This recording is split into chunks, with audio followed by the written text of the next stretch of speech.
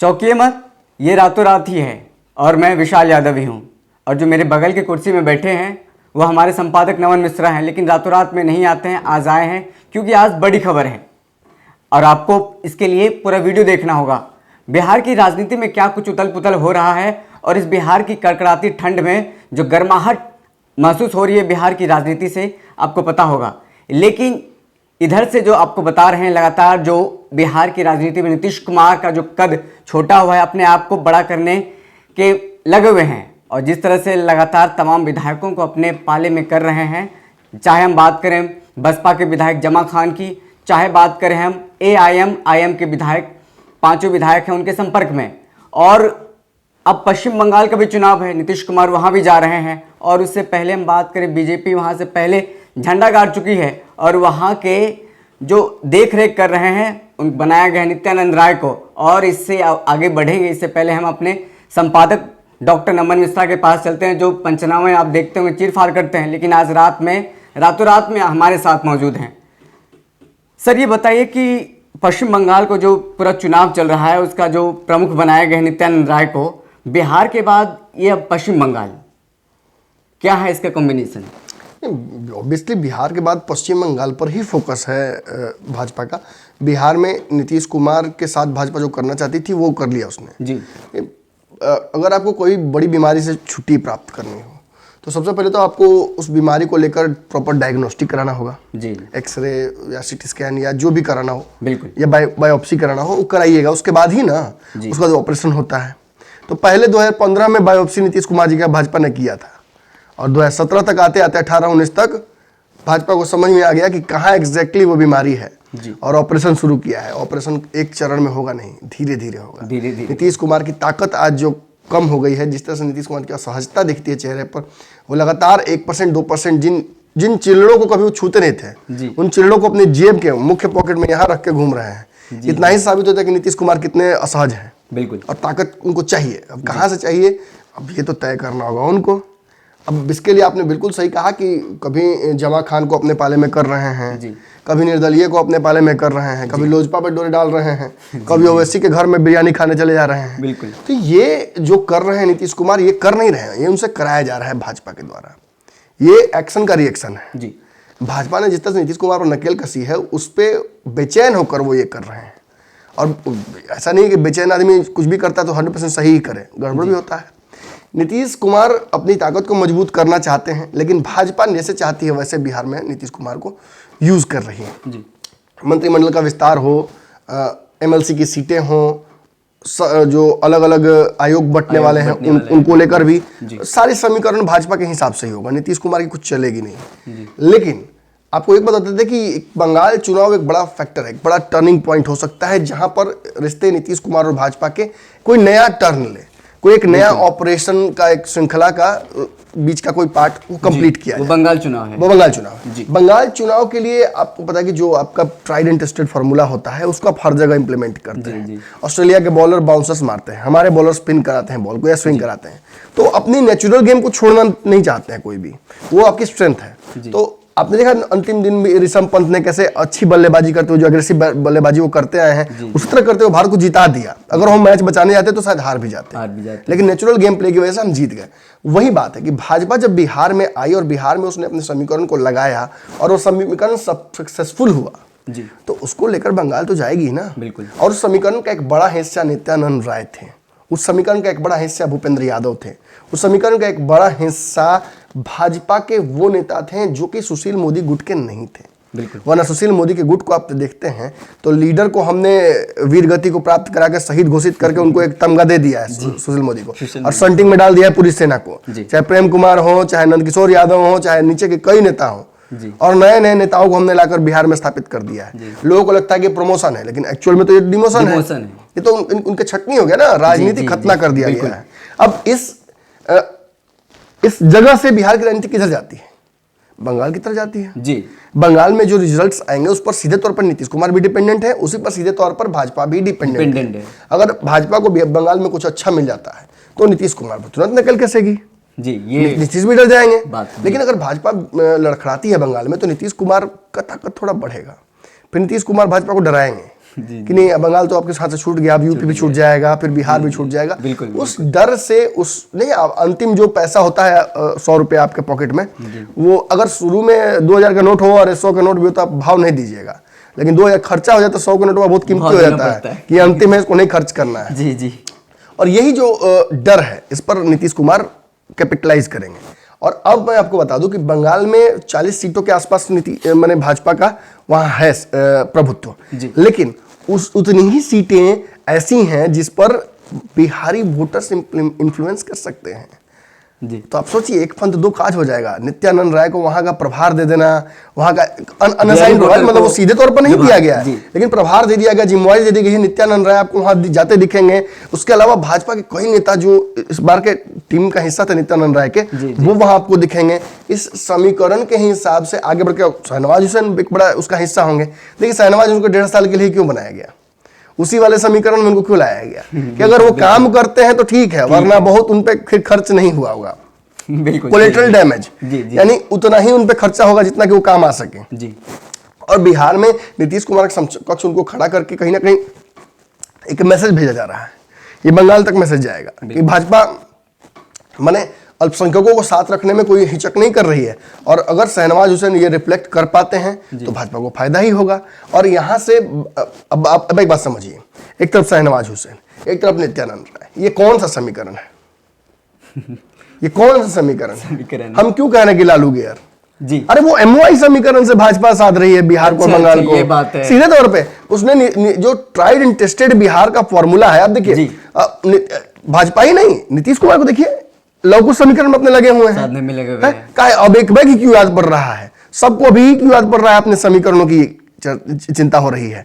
इसलिए क्योंकि यही वक्त है, सभी को लग रहा है कि चुनाव कभी भी बिहार में हो सकते हैं, तो अपने समीकरणों को साध लेते हैं, बंगाल निपटा लेते हैं, उसका बिहार के बारे में फोकस करेंगे, बिहार के बारे में चिंता करेंगे, बिहार के बारे में स्कीम बनाएंगे।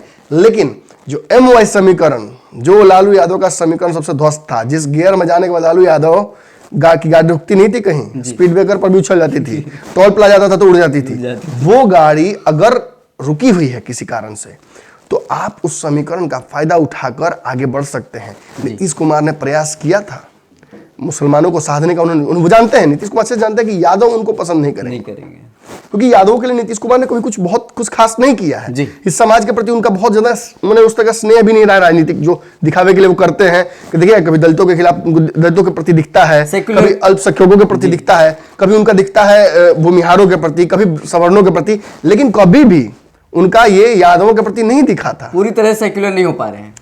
सेकुलर तो एक शब्द है जो कि मानसिक अवस्था है मुझे लगता है इस देश में।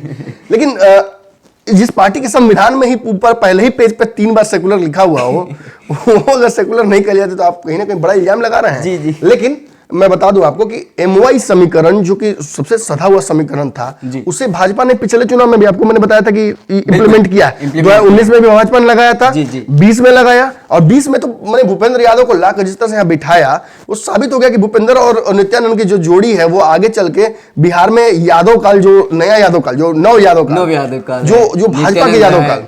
और देखिए भाजपा ने रिवार्ड नहीं किया यादवों को, अच्छा खासा रिवार्ड किया। अब लोगों को लग सकता है कि मैं किसी पार्टी का एजेंडा मैंने बताने के लिए बैठा हुआ हूं, लेकिन ऐसा नहीं है। भाजपा ने यादवों को लगातार रिवार्ड किया। जिस वक्त लालू प्रसाद यादव से छटक के गए थे रामकृपाल यादव को मौका दिया था, उन्हें जगह दिया गया। नित्यानंद राय को प्रदेश अध्यक्ष बनाया। जी बिल्कुल। आज भूपेंद्र यादव बिहार के प्रभारी हैं। और आज देखिए उस जो एम समीकरण है, शहनवाज हुसैन कहां सेंटिंग में फेंके हुए थे, उनको उठाकर लाया, समीकरण साधने का प्रयास किया जा रहा है।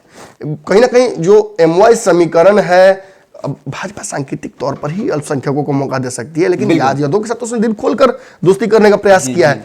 आते हैं नीतीश नरेंद्र मोदी और आके कहते हैं कि यदुवंशियों का रिश्ता पुराना रहा है। समझिए, भोजपुरी में बात करना, यहाँ के युवाओं को प्रेरित करना। और मैं आपको बता दूं कि चुनाव के दौरान मैं घुमा हूं 2018, 19, 20 दोनों तीनों में, और मैंने देखा है कि कहीं ना कहीं जो यादवों का सेंटिमेंट है वो प्रो हिंदू हुआ है। और उससे क्या होता है कि आप जैसे भाजपा का जो पोलराइजेशन काम करता है, वो दलितों महादलितों इन्हीं में ज्यादा काम करता है, और ओबीसी में वो सवर्णों को ज्यादा पोलराइज नहीं कर पाती है। वो जानती है कि सवर्ण बहुत एग्रेसिव वोटिंग नहीं करते हैं।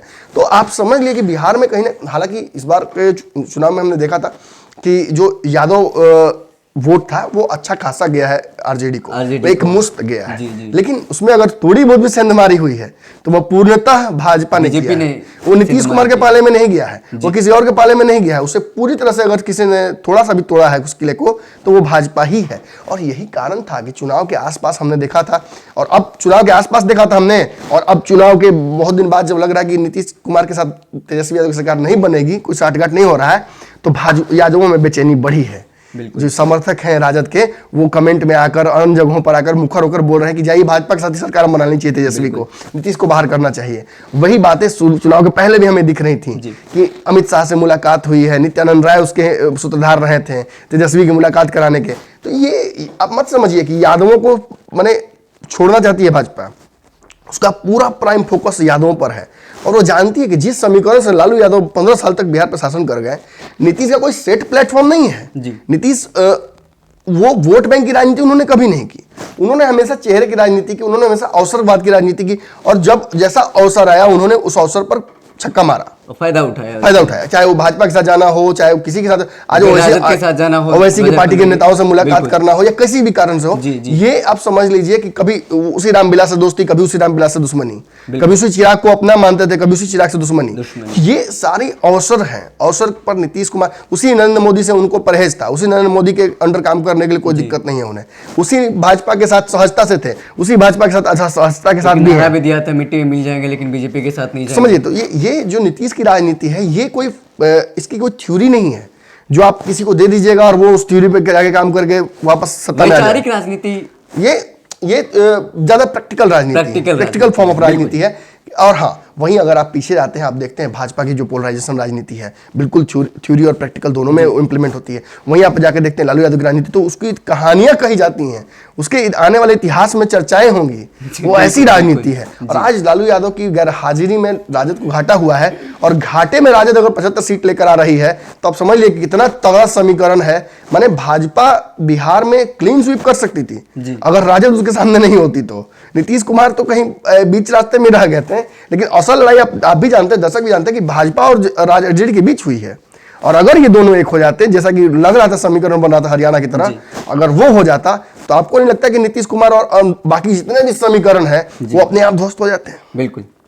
तो अब बंगाल में आप उस लालू गियर को देखिएगा जो भाजपा लगाना चाहती है, और आप बंगाल में भी बिहार वाले समीकरण को देखने के अब आदी हो जाइए, क्योंकि ये समीकरण वहां लगेगा। और वहां से जब वापस आएंगे ना तो हिसाब किताब होगा, वहां से आने के बाद अभी नीतीश कुमार के साथ हिसाब किताब होगा। तो रातों रात देख रहे हैं आप, ये पंचनामा नहीं है, बार बार हमें याद आ जाता है पंचनामा का, क्योंकि हमारे साथ चीरफाड़ करने वाले डॉक्टर साहब नमन मिश्रा मौजूद है, हमारे संपादक। तो अपने रातों रात में देखा कि नीतीश कुमार के लिए जो गियर लगाने की प्रयास किया जा रहा है बीजेपी के द्वारा, अगर ये गियर लग गया तो नीतीश कुमार को तो अच्छा खासा नुकसान हो सकता है। जिस तरह से बिहार में लगातार बीजेपी यादवों को बढ़ाते जा रही है और जिस तरह से रिवार्ड करते जा रही है, हमारे संपादक ने भी बताया कि रिवार्ड करते जा रही, तो इस तरह से अगर मेहनत किया है, रिजल्ट दिया है, बिल्कुल रिजल्ट के बाद रिवार्ड होना चाहिए। बिल्कुल। तो जिस तरह से आपने देखा कि रातों रात में बीजेपी अगर ये गियर लगाती है तो निश्चित तौर पे नीतीश कुमार को झटका लग सकता है। अगर आप लगातार भारत लाइव को देखते हैं, लेकिन आज का जो भारत रातों रात शो है कैसा लगा आपको, हमें कमेंट करके बताएं, क्योंकि आज हमारे साथ पता है कौन है, पंचनामा के डॉक्टर चीरफाड़ करने वाले। आज के रातों रात में बस इतना ही। कैसा लगा आज का रातों रात हमें कमेंट करके बता सकते हैं। अगर आपने अभी तक हमारे YouTube चैनल को सब्सक्राइब नहीं किया है तो सब्सक्राइब कर लें। अगर आप हमारे रातों रात को Facebook पर देख रहे हैं तो Facebook पेज को लाइक करें। एक और आपसे रिक्वेस्ट है, नीचे एक UPI नंबर दिया हुआ है, अगर आपको लगता है कि हमारा निष्पक्ष पत्रकारिता इसी तरह से आगे बढ़ते रहना चाहिए तो हमें सहयोग की ज़रूरत है, सहयोग दीजिए, और सहयोग देते हमें अच्छा भी लगता है। बहुत बहुत धन्यवाद। अगर ये वीडियो पसंद आई और वह बिहार के राजनीति और बिहारियत से सरोकार रखेनी तो सब्सक्राइब बटन दबा के चैनल के सब्सक्राइब कर ली। ओजे एगो घंटी बा, ओकरा बटन दबा देला से कुल सटीक और मारक खबर रुआ मुफ्त में मिल जाई। अगर रुआ पत्रकारिता के हमनी के नया प्रयोग में सहयोग कर चाहतानी तो ज्वाइन बटन दबा दी। पेटीएम नंबर नोट कर ली 9386816700। धन्यवाद।